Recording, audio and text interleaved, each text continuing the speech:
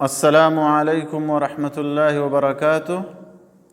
بسم اللہ، الحمد للہ والصلاة والسلام علی رسول اللہ وعلی آلہ وصحبہ ومن والہ۔ محترم ناظرین، اللہ تبارک و تعالیٰ نے مرد اور عورت کو ایک خاص فطرت پر پیدا فرمایا ہے، اور ان میں سے ہر ایک کی جنس کے اعتبار سے،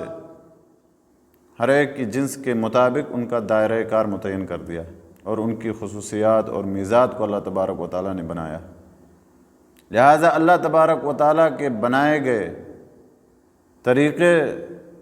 کے برعکس عمل کرنا، یہ دراصل فتنہ و فساد کو دعوت دینا ہے۔ لہٰذا اگر کوئی مرد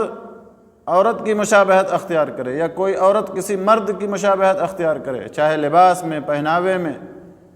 چاہے چال چلن میں، چاہے اور کسی چیز میں، تو دراصل یہ فطرت الہی سے ٹکرانا ہے،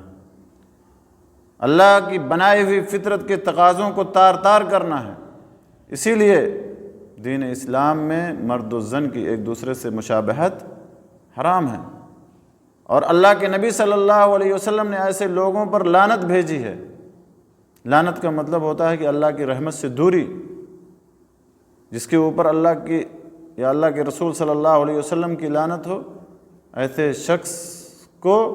اللہ کی رحمت نصیب نہیں ہوتی، جیسا کہ عبداللہ ابن عباس رضی اللہ تعالیٰ عنہ کی حدیث میں ہے۔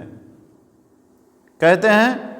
لعن رسول اللہ صلی اللہ علیہ وسلم المتشبہین من الرجال بالنساء والمتشبہات من النساء بالرجال، اخرجہ البخاری۔ صحیح بخاری کے حوالے سے حدیث ہے کہ اللہ کے رسول صلی اللہ علیہ وسلم نے ایسے مردوں پر لعنت بھیجی ہے جو عورتوں کی مشابہت اختیار کرتے ہیں، جو عورتوں کے جیسا چال چلن بناتے ہیں، اور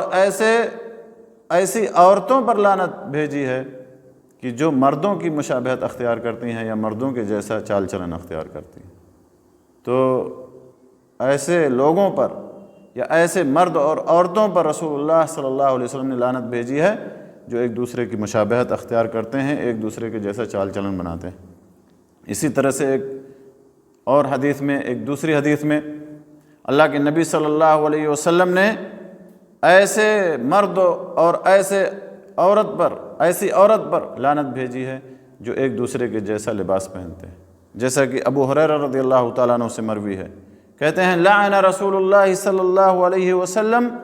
الرجل يلبس لبسة المرأة والمرأة تلبس لبسة الرجل، اخرجہ ابو داود۔ کہ اللہ کے رسول صلی اللہ علیہ وسلم نے ایسے مرد پر لعنت بھیجی کہ جو عورت کے جیسا لباس پہنے، اور ایسی عورت پر لعنت بھیجی جو مرد کے جیسا کپڑا پہنے۔ تو لباس میں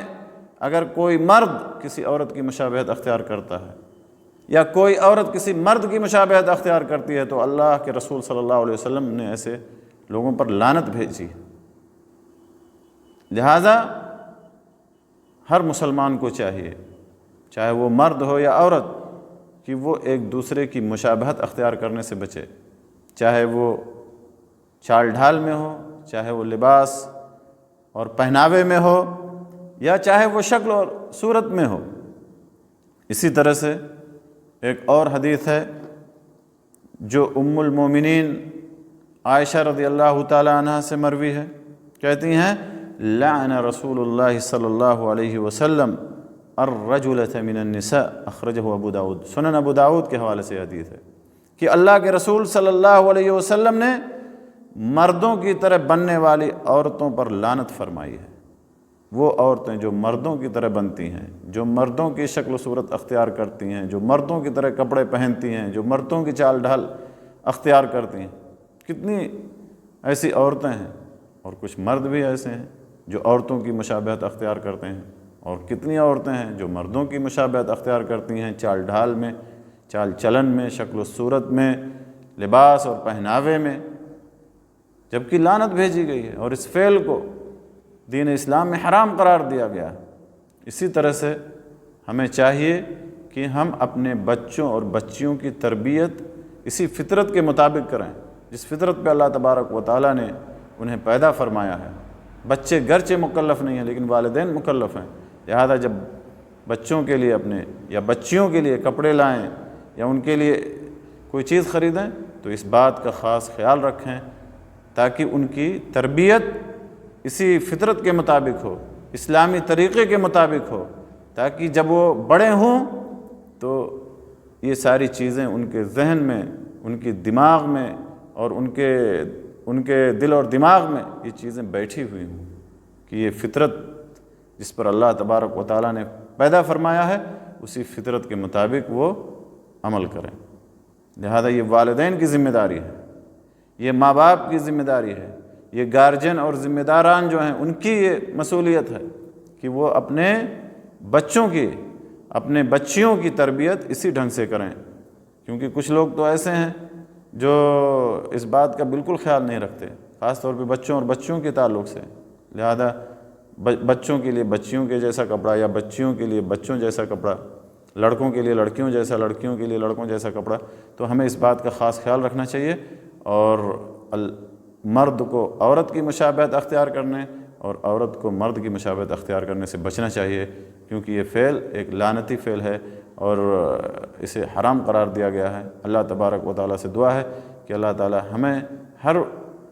گناہ سے محفوظ رکھے اور اللہ تبارک و تعالیٰ ہمیں نیک عمل کی توفیق بخشے۔ آمین وآخر دعوانا ان الحمدللہ رب العالمین وصلی اللہ علی نبینا محمد وعلی آلہ وصحبہ اجمعین وجزاکم اللہ خیرا واحسن الیکم۔